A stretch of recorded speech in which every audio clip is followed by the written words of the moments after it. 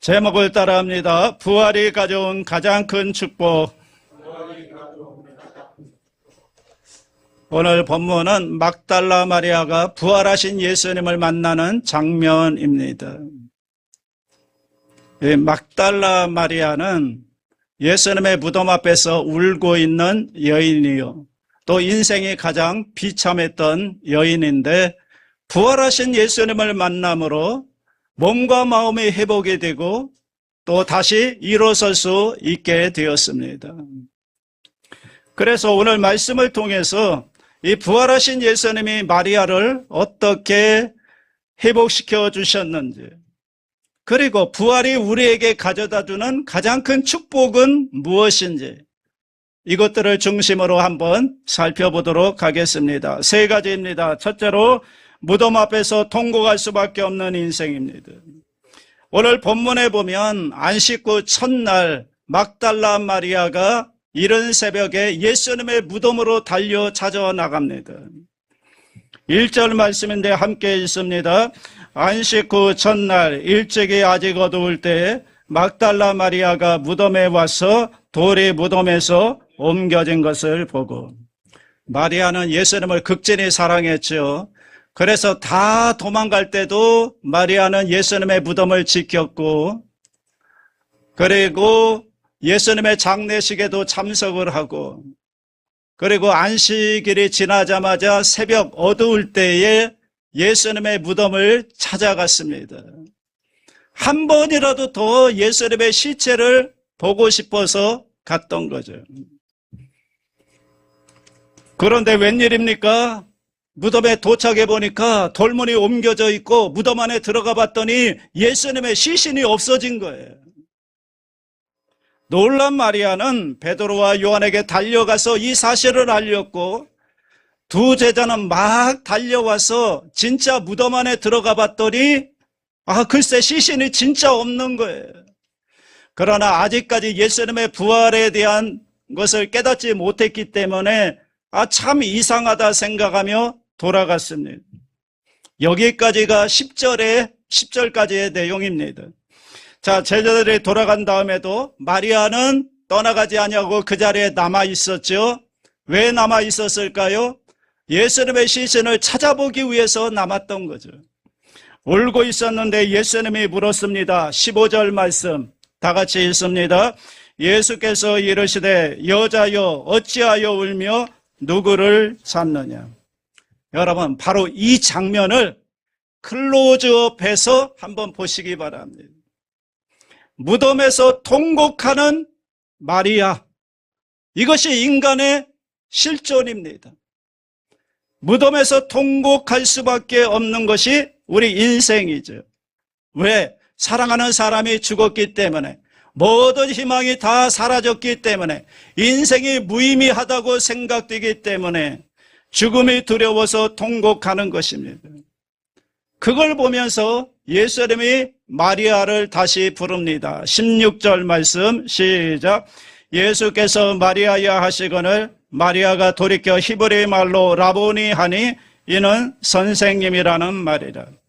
라보니는 여자가 부르는 말이고 랍비는 남자가 부르는 말인데, 여자요 마리아요 하는 소리를 듣고 뒤를 돌아보는 순간 눈이 열리면서 부활하신 예수님을 만나게 된 겁니다.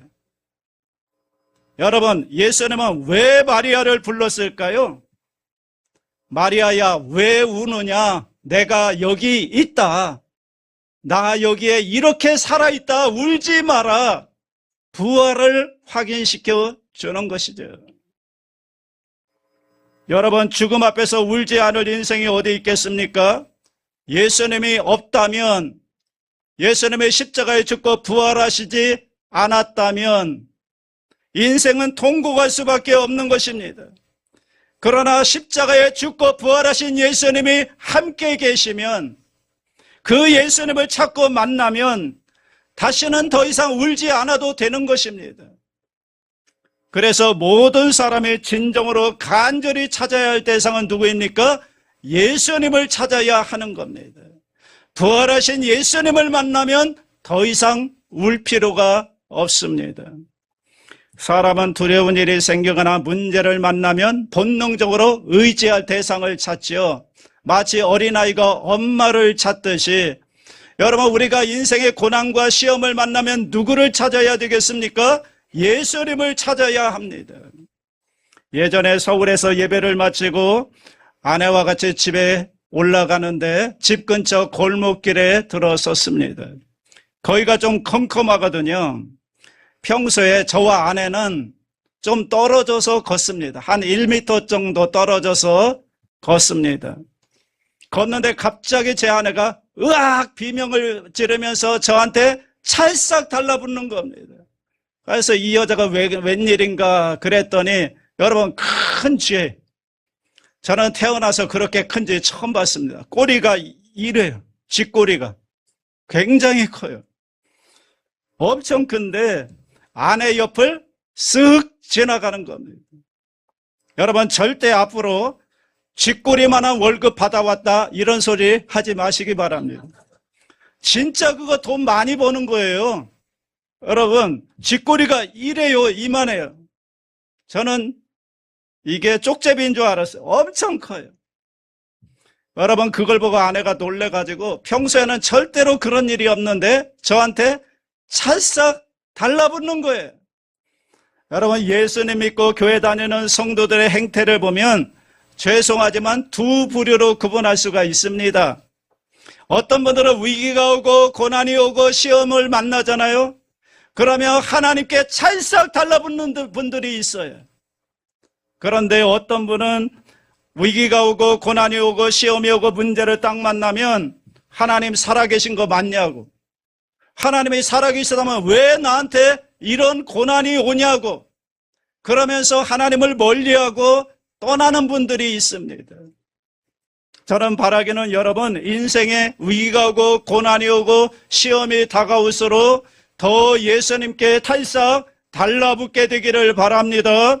예수님을 간절히 더욱 찾으시기 바랍니다. 그래서 살아계신 주님을 만나시기 바랍니다.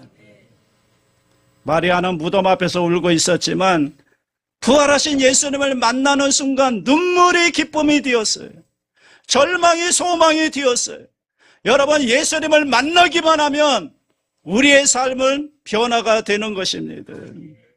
오늘 인생의 문제와 고난 앞에서 여러분, 살아계신 주님을 만날 때 새 힘을 얻게 되는 것입니다. 그 부활의 주님이 나와 함께 하시고 그 하나님이 나를 사랑하신다는 게 여러분이 정말로 믿어지고 받아들인다면 이겨내지 못할 일이 뭐가 있겠습니까?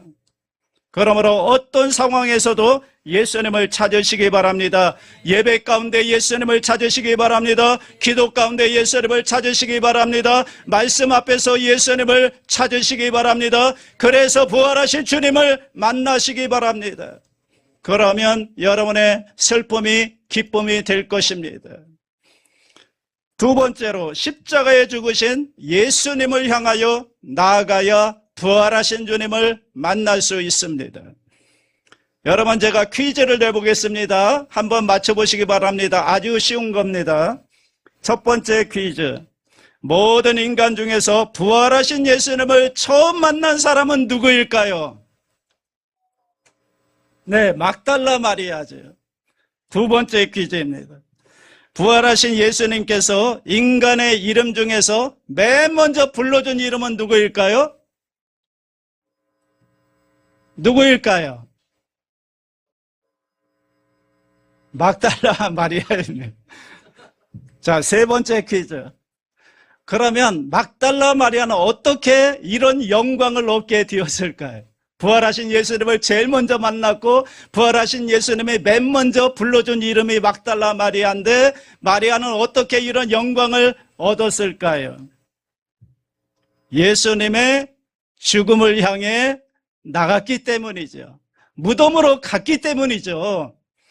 다시 말하면 죽으신 예수님을 사모하고 찾아갔기 때문에 그런 영광을 누리게 된 거죠. 그런데 여러분, 이건 쉬운 일이 아닙니다. 누가 죽은 사람을 찾아갑니까? 사람들은 모두 다 권세 있는 사람, 돈 있는 사람, 능력 있는 사람, 살아있는 사람, 힘 있는 사람을 찾아가지 누가 죽은 사람을 찾아갑니까?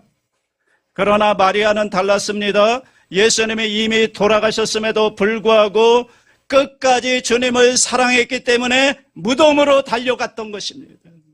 오직 예수님 한 분만을 사랑했기 때문에 달려갔던 것이죠. 저는 여기서 중요한 영적인 원리를 깨닫습니다. 왜 우리는 부활하신 주님을 만날 수 없을까요? 부활하신 주님을 우리가 만나려면 어떻게 해야 될까요? 부활하신 주님을 만나려면 십자가에 죽으신 예수님을 향하여 나아가야 한다는 것입니다. 다시 말하면 십자가 앞으로 나아가야 부활하신 주님을 만날 수가 있다는 거죠. 왜냐하면 부활은 십자가 죽음 뒤에 있는 것이기 때문에 여러분 십자가를 통과하지 않고는 부활에 이룰 수가 없는 것입니다. 그래서 예수님의 십자가 앞으로 나가야만 부활하신 주님을 만날 수가 있는 것입니다.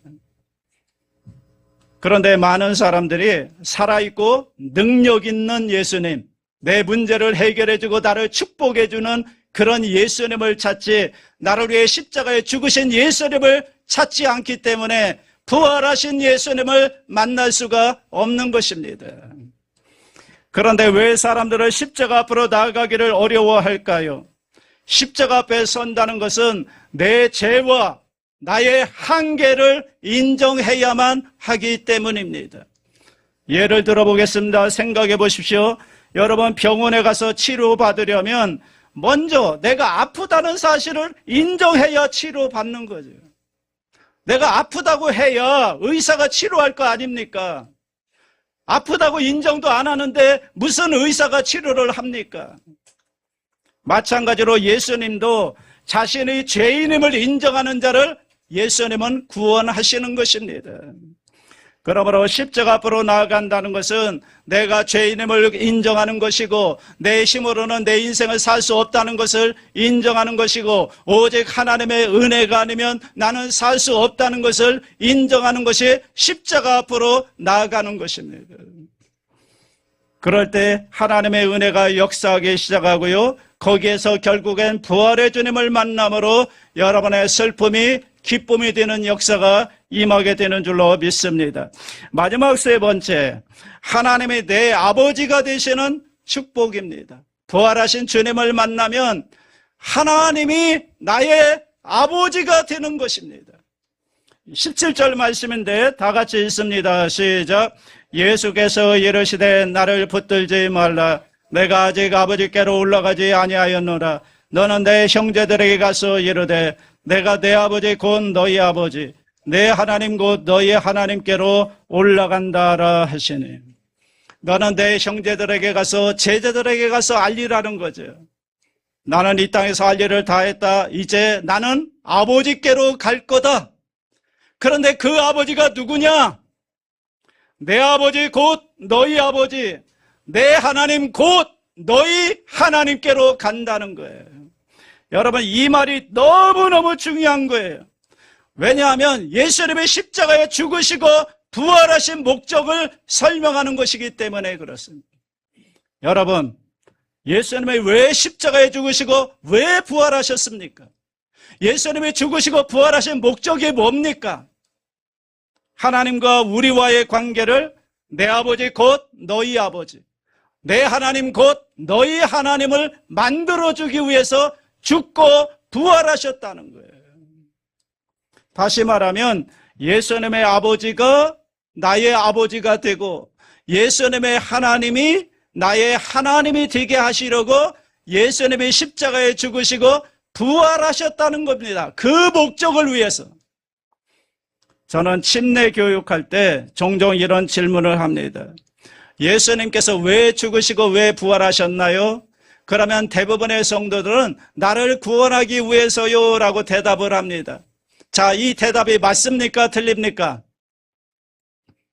예수님의 십자가에 왜 죽으시고 부활하셨죠? 그러면 나를 구원하기 위해서 이렇게 대답합니다. 이 대답이 맞는 거예요? 틀린 거예요? 맞습니다. 그런데 제가 한 가지를 더 묻습니다. 그러면 구원의 결과는 무엇인가요?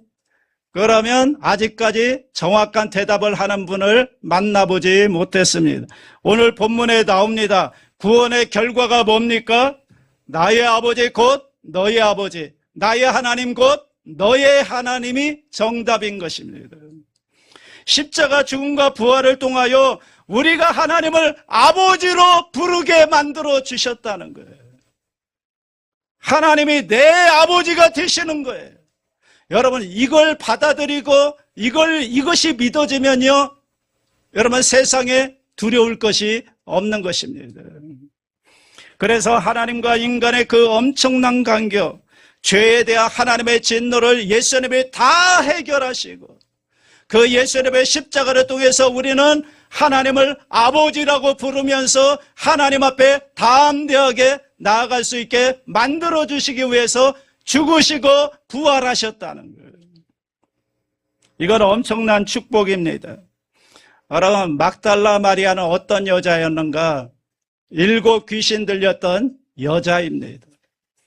그리고 교회 전통에 의하면 창녀였다고 합니다. 성경엔 나오지 않아요. 그런데 교회 전통에 의하면 창녀였을 것이다. 몸과 마음과 영혼이 다 부서진 여자, 세상 사람들에게 무시받고 인간 대접을 받지 못했던 여자가 막달라 마리아입니다. 그 여자에게 예수님이 말씀하는 겁니다. 내 아버지가 곧 너희 아버지시다. 너는 이제 하나님의 소중한 딸이 되었다. 너는 십자가의 사랑을 받을 만큼 가치 있는 존재다. 너의 모든 어두운 과거는 다 지나갔다. 너는 장차 부활하여 하나님과 함께 영원히 살 것이다 라고 말씀해 주는 거죠. 여러분, 이 말씀을 통해서 예수님은 마리아의 과거와 현재와 미래를 온전히 다 치료해 주시는 것입니다. 이 말씀 한마디로 한 인간이 완벽하게 치료받는 거예요. 그리고 자유와 기쁨을 얻게 되는 것입니다.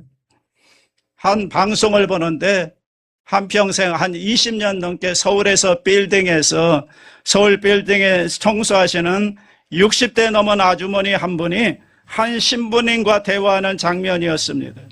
그 아주머니는 병상에 누워있고 좀 속이 안 좋아서 병원을 갔더니 대장암 말기라는 진단을 받습니다. 그런데 그분이 그 대화 속에 하는 말이 인상적이었습니다. 이렇게 얘기하는 거예요. 남편하고 자식들한테는 하나도 안 미안하다는 거예요. 하나도 안 미안하다요. 왜? 들어보니까 20년 넘게 빌딩을 청소하면서 이 남편이 좀 일을 안 했나 봅니다.